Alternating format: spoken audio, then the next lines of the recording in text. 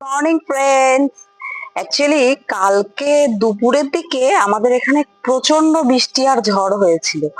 আর যখন হয়েছিল সেই সময় আমি না একদমই বাড়িতে ছিলাম না, একটু রিলেটিভস এর বাড়িতে গেছিলাম। আর ফিরতেও রাত্রির হয়ে গেছে।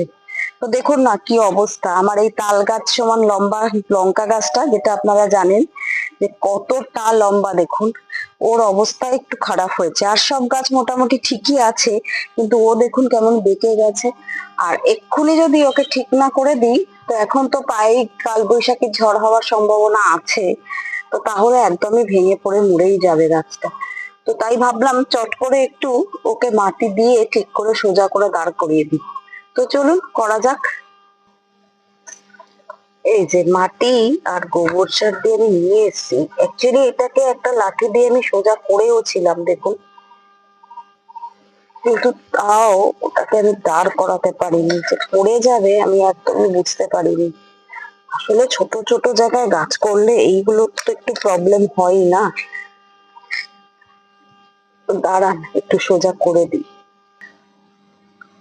এই যে আবার একটা লাঠি, আর এই যে নট গুলো নিয়ে এসেছি, দেখুন।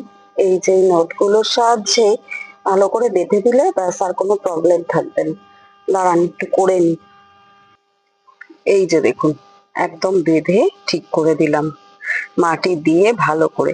অ্যাকচুয়ালি এই নট গুলো যদি আপনারাও কিনে রাখেন, যে কোনো হার্ডওয়্যারের দোকানেই পেয়ে যাবেন মোটামুটি 25 টাকায়।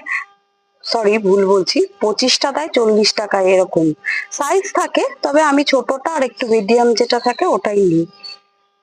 তো নিয়ে নিলে কি হয়, দড়ির বদলে খুব ভালোভাবে ইউজ করা যায় আর কি।